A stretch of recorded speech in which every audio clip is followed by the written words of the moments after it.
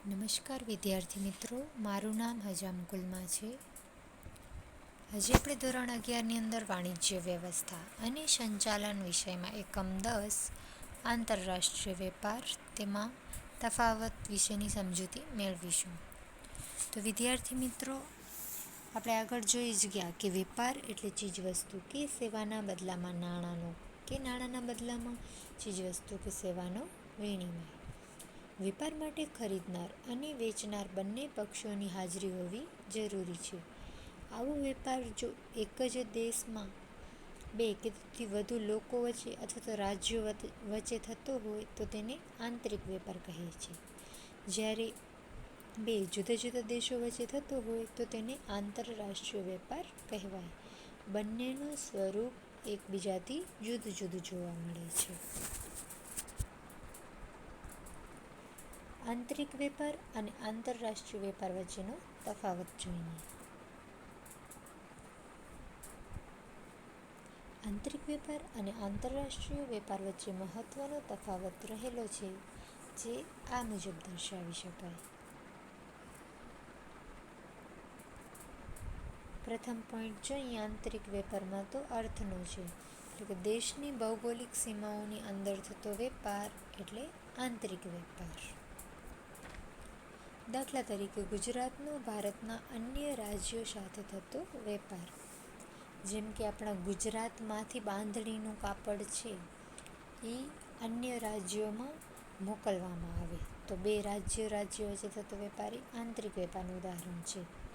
તે જ રીતે આસામની અંદરથી આપણે ગુજરાતમાં ચાની આયાત કરીએ, ત્યાંથી મંગાવીએ તો તે પણ આંતરિક વેપારનું ઉદાહરણ છે.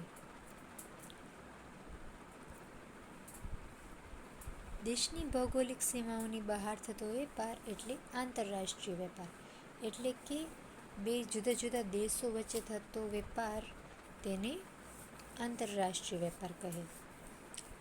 જેમ કે અમેરિકા પાસેથી ભારત મોટા મોટા યંત્રો, મશીનરી અથવા દવાઓ એ બધું આયાત કરે તો તે આંતરરાષ્ટ્રીય વેપારનું ઉદાહરણ છે.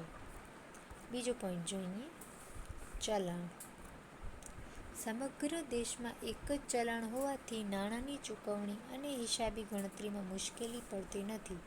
એટલે કે આંતરિક વેપારમાં એક જ દેશમાં આંતરિક વેપાર થાય તો કોઈ પણ દેશનું ચલણ તો સરખું જ હોય, એટલે બંને રાજ્યોમાં તે જ ચલણ છે તો એના દ્વારા ચૂકવણી કરી શકાય છે. જેમ કે આપણો ભારત દેશ છે તો અહીં ગુજરાત હોય કે પછી મહારાષ્ટ્ર, નાણાંની ચૂકવણી તો રૂપિયામાં જ કરવામાં આવે છે. અને આંતરરાષ્ટ્રીય વેપારમાં જુદા જુદા દેશોમાં ચલણ જુદા જુદા હોવાથી નાણાંની ચૂકવણી અને હિસાબી મુશ્કેલી પડે છે. બે અલગ અલગ દેશ હોય તો સ્વાભાવિક છે કે બંનેના ચલણ પણ અલગ અલગ હશે, તો તેની ચૂકવણીમાં અને ઘણીવાર હિસાબી ગણતરીમાં પણ મુશ્કેલી પડે છે. જેમ કે ભારતનો રૂપિયો છે, હવે એને અમેરિકામાં ચૂકવવું હોય તો અમેરિકન ડોલરમાં ચૂકવવું પડે, તો તેના માટે રૂપિયાનું ડોલરમાં રૂપાંતરણ કરવું પડે અને ત્યારબાદ ચૂકવણી કરવામાં આવે છે. તો તે રીતે હિસાબી મુશ્કેલી પડે છે. ત્રીજો પોઈન્ટ જોઈએ કાયદા. આંતરિક વેપારમાં વેપાર માટેના કાયદા સમગ્ર રાષ્ટ્રમાં એક સરખા હોય છે. કોઈ પણ દેશ છે તો તેમાં એક સરખો જ કાયદો લાગુ પડતો હોય છે. જ્યારે આંતરરાષ્ટ્રીય વેપાર હોય તો તેમાં જુદા જુદા રાષ્ટ્ર વેપાર માટેના કાયદા જુદા જુદા હોય છે. ભારત જેવું દેશ છે મિશ્ર અર્થતંત્ર ધરાવે છે તો તે ઉદાર કાયદાઓ ધરાવે છે. જ્યારે ચીન જેવો સામ્યવાદી દેશ છે તો ત્યાં કને વેપાર માટેના કાયદા કેટલાક પ્રમાણમાં કડક અથવા તો નિયંત્રણવાળા જોવા મળે છે. ચોથો પોઈન્ટ જોઈએ ભાષાની મુશ્કેલી. આંતરિક વેપારમાં ભાષાની મુશ્કેલી નડતી નથી. ભારત દેશ છે તો ત્યાં હિન્દી આપણી રાષ્ટ્રભાષા છે, તો ગમે તે રાજ્યમાં આપણે જઈએ તો ભલે ત્યાંની પ્રાદેશિક બોલી બીજી હશે, જેમ કે ગુજરાતમાં આપણે ગુજરાતી ભાષા ચાલે છે, પરંતુ ગુજરાતનો વેપારી મહારાષ્ટ્રમાં જશે અથવા તો કાશ્મીરમાં જશે તો ભલે ત્યાંની મરાઠી ભાષા નહીં આવડે તો ચાલશે, પરંતુ હિન્દી ભાષા છે તો ગુજરાતના વેપારીને પણ હિન્દી ભાષા આવડતી હશે અને મહારાષ્ટ્રના વેપારીને પણ હિન્દી ભાષા આવડતી હશે, તો આ વેપારમાં ભાષાની મુશ્કેલી નડતી નથી. જ્યારે આંતરરાષ્ટ્રીય વેપારમાં અલગ અલગ ભાષા હોવાથી ભાષાની મુશ્કેલી નડે છે. ભારતનો વેપારી છે એ અમેરિકામાં જાય તો આપણો ગુજરાતી અથવા ગુજરાતનો હોય કે બીજે ક્યાંકનો વેપારી હોય એવું જરૂરી નથી એને ઇંગ્લિશ આવડતી પણ હોય અને નહીં આવડતી હોય તો ત્યાં ભાષાની મુશ્કેલી નડે છે. 5મો પોઈન્ટ જોઈએ, સરકારી નિયંત્રણ. આંતરિક વેપારમાં સરકારી નિયંત્રણ ઓછા હોય છે. આપણા ભારત દેશની વાત કરીએ તો જો બે રાજ્યો વચ્ચે વેપાર કરવામાં આવતું હોય તો આપણે ગુજરાતનો કોઈ પણ વેપારી છે એ અન્ય રાજ્યમાં જઈને સરળતાથી વેપાર કરી શકે છે. એના માટે કોઈ પણ પ્રકારના સરકારી નિયંત્રણો નડતા નથી. જ્યારે આંતરરાષ્ટ્રીય વેપારમાં સરકારી નિયંત્રણો વધુ હોય છે. એટલે કે આપણા દેશનો કોઈ વેપારી અન્ય દેશમાં જઈ અને વેપાર કરવા માંગતો હોય તો ત્યાંના સરકાર પાસેથી ખાસ પરમિશન મેળવવી પડે છે. એટલે કે સરકારી નિયંત્રણો વધુ પ્રમાણમાં જોવા મળે છે. 6થો પોઈન્ટ જોઈએ, જોખમનું પ્રમાણ. આંતરિક વેપારમાં જોખમનું પ્રમાણ ઓછું હોય છે. આંતરિક વેપાર છે તો તે નજીકના સ્થળે ગણી શકાય આંતરરાષ્ટ્રીય વેપાર કરતાં. જેમ કે ગુજરાત અને મહારાષ્ટ્રના વચ્ચે વેપાર થતું હોય તો બે સ્થળ વચ્ચેનું અંતર ઓછું જોવા મળશે તો તેમાં જોખમનું પ્રમાણ ઓછું હોય છે આંતરરાષ્ટ્રીય વેપાર કરતાં. જ્યારે આંતરરાષ્ટ્રીય વેપારમાં જોખમનું પ્રમાણ વધુ જોવા મળે છે. જેમ કે ભારત છે એ સાઉદી અરેબિયા સાથે વેપાર કરે તે દેશ સાથે તો તે સાઉદી અરેબિયા અને ભારત વચ્ચેનું જે ભૌગોલિક અંતર છે એ ખૂબ વધી જાય છે. તો ઘણીવાર આપણો કોઈ વેપારી છે ત્યાંથી માલ મંગાવે તો તે વધારે પ્રમાણમાં માલ હોય તો ઘણીવાર દરિયાઈ માર્ગે કેવી રીતે મૂકવામાં આવે, પરંતુ દરિયાઈ માર્ગે કેટલાક પ્રમાણમાં જોખમો રહેલા છે કે વહાણ ડૂબી જાય અથવા તો તોફાનોને આવે તો માલમાં નુકસાની થાય એવી રીતે. તો આંતરરાષ્ટ્રીય વેપારમાં જોખમનું પ્રમાણ થોડું વધારે જોવા મળે છે. 7મો પોઈન્ટ જોઈએ, અંતર. એક દેશ પર તો કાર્યક્ષેત્ર સીમિત હોવાથી અંતર ઓછું હોય છે. અગાઉ આપણે જાણ્યું એ જ પ્રમાણે કે એક દેશમાં બે વિવિધ સ્થળો વચ્ચે જો વેપાર કરવામાં આવે તો તેનું ભૌગોલિક અંતર ઓછું હોય છે.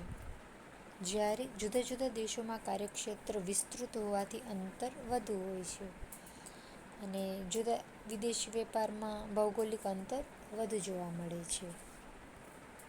8મો પોઈન્ટ જોઈએ, વીમો. વીમો લેવો ફરજિયાત નથી. એટલે આંતરિક વેપારમાં જરૂરી નથી કે ઉત્પાદક અથવા વેપારી છે તેને વીમો લેવો જ પડે. તેને જો એની ઈચ્છા હોય અને માલની નુકસાની માટે વળતર જોઈતું હોય તો તે માટે તે પોતાની સલામતી ખાતર વીમો લે છે.